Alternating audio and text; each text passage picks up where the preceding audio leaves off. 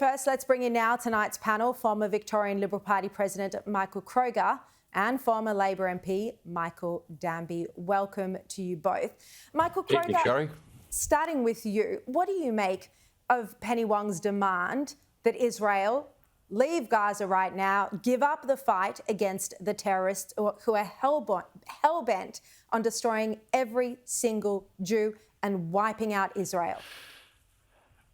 Well, it's almost bizarre. So what does she expect to happen? If that happened, if Israel laid down its weapons and left Gaza now, Hamas would reassert control, retake over Gaza, steal more money from the international community, rebuild their stock of arms, probably then take steps to remove Mahmoud Abbas in the disputed territories because they're sick of the Palestinian Authority, strengthen their operations in Qatar and Turkey, and away they'd go again.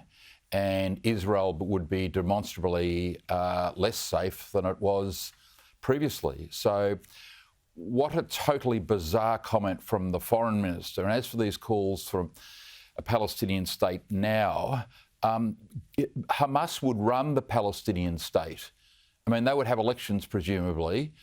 It would be run by Yahya Sinwar. He would be the head of the government of the state which coexisted right next to the state of Israel. So I don't know what Penny Wong's thinking.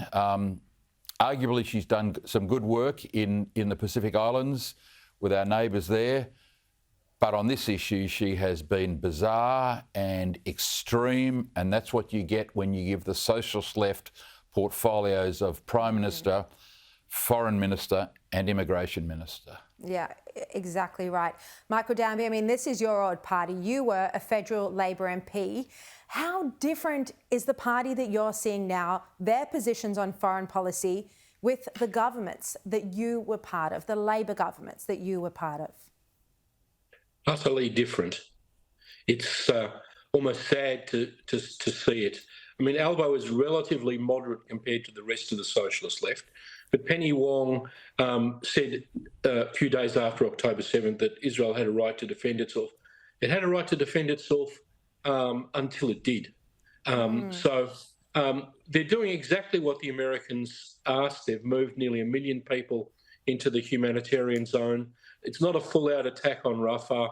It's targeted attacks by small elite groups, and still you can't satisfy these people. So the problem for the Israelis is that international opinion, led by the Penny Wongs of this world, the Spanish Prime Minister, etc., are severely constraining their ability to fight and win. But I suppose that's the truth of Zionism, Sharri, that the Jews are not reliant on the goodwill of any people. They've had very bad experience over the decades, over the centuries of being at the mercy of the merciless. True.